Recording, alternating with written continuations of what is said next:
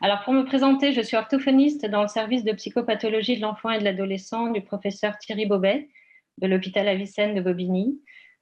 Je reçois des enfants du service de pédopsychiatrie en suivi et en bilan. Et je participe aussi au bilan pluridisciplinaire réalisé au Centre référent des troubles du langage et des apprentissages qui se trouve dans le même service. Le confinement nous ayant pris de court, il a fallu composer au cas par cas avec les familles suivies dans le service, pour une large part non ou peu francophones, et de milieux socioculturels souvent modestes, disposant parfois de peu d'outils informatiques.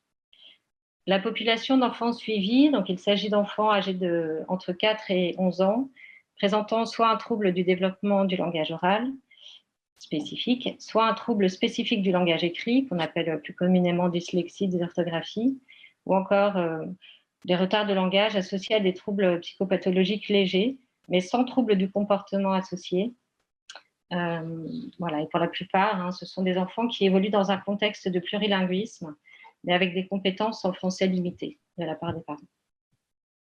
Alors, j'ai pu poursuivre toutes mes prises en charge individuelles et adapter également en suivi individuel la prise en charge groupale des enfants du groupe langage que nous animions avec ma collègue orthophoniste à l'hôpital.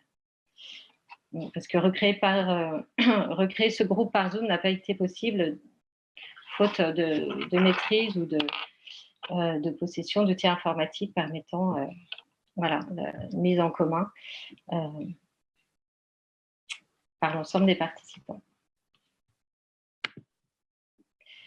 Donc, pendant le confinement, j'ai dû adapter mes outils de rééducation. J'ai utilisé des outils informatiques, Zoom et Skype, qui effectivement ne sont pas des outils. Alors, c'était Skype entreprise avec mes collègues, mais Skype, le Skype standard avec les patients. Donc, j'envoyais par mail, avec mon mail professionnel, quelques jours auparavant, parfois 1 ou 2 heures auparavant seulement, un document sur lequel nous allions travailler ensemble avec l'enfant et grâce au partage d'écran. Enfin, grâce au partage d'écran et en alternant avec la vidéo pour se voir avec l'enfant, pour maintenir le lien avec lui au cours du travail. Le chat aussi a été utile pour l'écrit, pour que l'enfant puisse écrire les réponses, moi les corrections. Il y a eu parfois aussi quelques échanges, des commentaires créatifs de la part de l'enfant, en utilisant des emojis notamment. Avec certaines familles, nous communiquions par vidéo avec WhatsApp. Là, j'avais utilisé WhatsApp Business, mais le WhatsApp Business ne me permettait pas d'utiliser la vidéo avec les parents. Du coup, j'ai dû utiliser mon propre compte WhatsApp. Voilà, et donc nous travaillions également ensemble sur le document que j'envoyais par mail à la famille. Avec un enfant seulement, l'échange s'est fait uniquement par téléphone, sans se voir pendant toute la durée du confinement et même au-delà, pour travailler sur les documents envoyés. Les séances étaient plus courtes qu'habituellement, d'une durée en moyenne de 30 minutes au lieu de 45 minutes, car l'effort attentionnel demandé à l'enfant étant plus important à distance. Cette période de confinement m'a amené à chercher des supports en ligne que je téléchargeais puis envoyais par mail. Donc des exercices de discrimination phonétique ou syllabique à partir de banques d'images, des exercices de lecture et de transcription, des tâches de compréhension ou de production verbale. On a même utilisé un plateau de jeu en lançant chacun son dé à distance, chacun de son côté. Et pour les plus jeunes aussi, des albums en ligne pour soutenir le langage oral. Donc, j'ai découvert par exemple un site, Storyweaver, qui propose des albums jeunesse traduits en différentes langues que nous pouvions visionner ensemble avec les parents en français pour soutenir le langage de l'enfant. Et je proposais ensuite aux parents de relire cette histoire ultérieurement avec les enfants dans leur langue maternelle. Donc, je leur mettais à disposition le lien. Bon, voilà, je ne sais pas si ça a été repris par la famille, s'ils ont vraiment mis en pratique cette proposition. En tout cas, elle a été proposée. Voilà, donc ça a été un moment qui a permis voilà, d'expérimenter avec les familles que l'outil informatique permettait de partager, d'être en lien, de découvrir des supports nouveaux, d'avoir des ressources nouvelles pour travailler le langage. Bon, nous avons aussi conçu avec mes collègues un petit guide d'accompagnement parental sur les conduites à tenir avec un enfant présentant un trouble du langage, qui a dû être traduit avec un interprète pour 3 ou 4 familles qui étaient très peu francophones. Donc nous étions à 3 par téléphone, l'interprète, moi et la famille. La période du confinement m'a aussi amenée à modifier le cadre de mes interventions, donc passer du groupe à l'individuel pour certains enfants, de l'espace professionnel à la sphère du privé, avec non pas des interventions à domicile comme cela se pratique en libéral, mais au domicile, au pluriel, à la fois au domicile du patient et au domicile, à mon propre domicile, de l'orthophoniste. Cette pratique au domicile a entraîné de part et d'autre de légères effractions dans l'intimité. Par exemple, une photo d'un patient envoyée par sa grande sœur à 22 heures pour me montrer comment son frère avait grandi et changé pendant le confinement. L'accès à mon numéro de téléphone personnel puisque j'utilisais la vidéo de mon compte WhatsApp. L'intrusion de ma fille en arrière-plan lors d'une séance. Ou à l'inverse, moi qui me trouve projetée sur l'écran géant dans la chambre parentale avec les enfants assis sur le lit pour suivre la séance, pour faire les séances. Un changement de cadre aussi, puisque certaines familles non francophones ont fait appel à la grande sœur ou au grand frère, à un oncle ou aux grands-parents, quand les parents travaillaient, pour soutenir la mise en place de ces échanges à distance. Cela a eu pour effet de maintenir une régularité dans le suivi, mais également avec des effets plus négatifs, comme par exemple des interventions très dirigistes de la part des grandes sœurs envers leurs petits frères. Alors que nous faisions parfois des séances en présence d'un parent en séance à l'hôpital, là, il a fallu composer ici avec le tutorat d'un frère ou d'une sœur aînée. Voilà, cette période de confinement a également induit un changement également dans la nature des échanges avec les parents et les patients, du fait d'avoir partagé ce moment inédit ensemble. Au début du confinement, les appels débutaient toujours par prendre des nouvelles, s'assurer que tout le monde allait bien, d'un côté comme de l'autre, dans la famille élargie, ce qui a créé le sentiment d'un vécu commun, d'une expérience unique partagée. L'échange est devenu pour un temps plus naturel et moins professionnel dans ce moment de fragilité, ce qui a pu renforcer l'alliance autour du soin de l'enfant. Alors, les effets du télésoin, quels ont été les effets du télésoin? Est-ce que le suivi à distance a été utile et comment? Bon, sans parler de progrès langagier à proprement parler, ces séances de télésoin ont pu entretenir l'attention portée par les parents au langage de leur enfant, en tout cas en assurant une régularité du suivi et en les entendant échanger avec l'orthophoniste.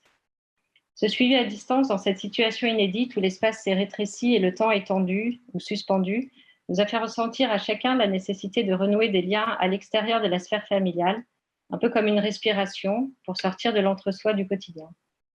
Ces rendez-vous réguliers avec l'orthophoniste ont pour eux, comme pour moi, contribué aussi à restructurer un peu le temps, à redonner un cadre dans la semaine, sans savoir combien de temps allait durer le confinement dans cette temporalité incertaine, et sans inscription surtout dans le temps scolaire qui rythme habituellement la vie de l'enfant.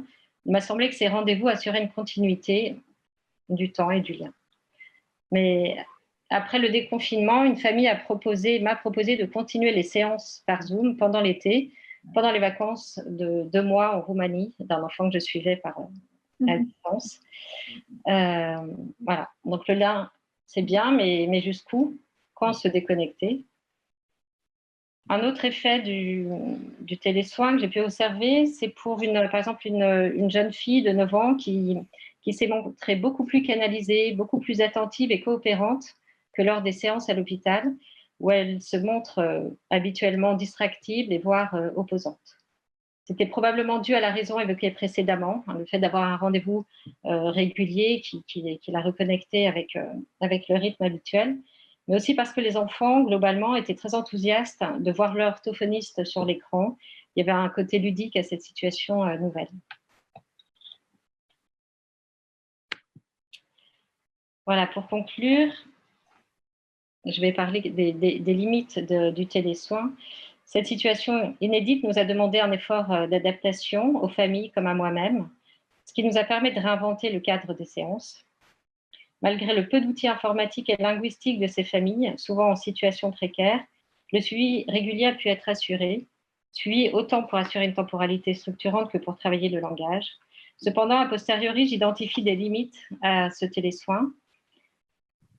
L'investissement de certains enfants s'est essoufflé dans la durée, soit parce que le télésoin a été trop long, jusqu'à fin juillet parfois pour 2 d'entre eux, soit parce que l'attention conjointe était insuffisante de la part des enfants jeunes, hein, pour ceux qui avaient entre 4 et 5 ans, une attention qui devait être plus importante pour compenser l'aspect abstrait de cet échange à distance.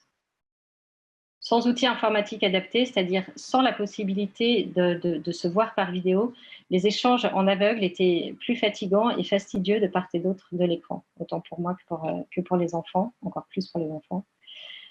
Si les outils numériques sont apparus indispensables dans le maintien des liens pendant le confinement et permettant d'accéder à des ressources pour soutenir le langage, comment ne pas risquer en même temps d'alimenter un rapport déjà bien souvent excessif ou perverti à l'écran dans ces familles souvent vulnérables, de par leur situation voilà, de migration ou d'isolement.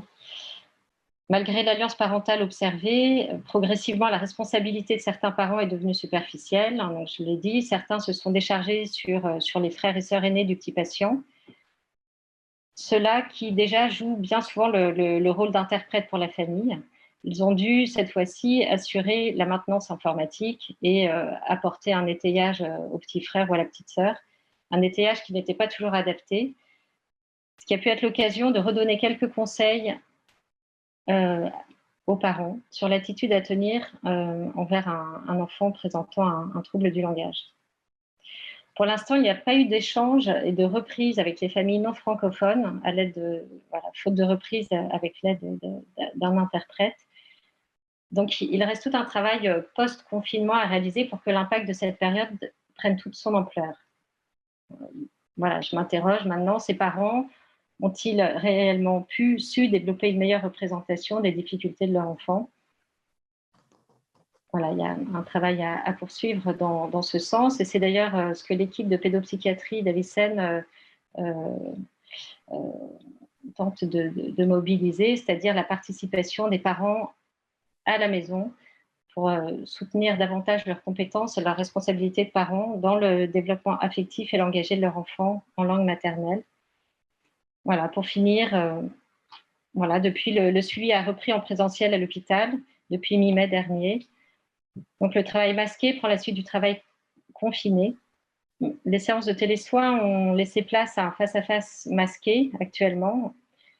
Et ce face-à-face masqué complique le travail de l'orthophoniste puisque les conditions optimales de communication ne sont plus réunies.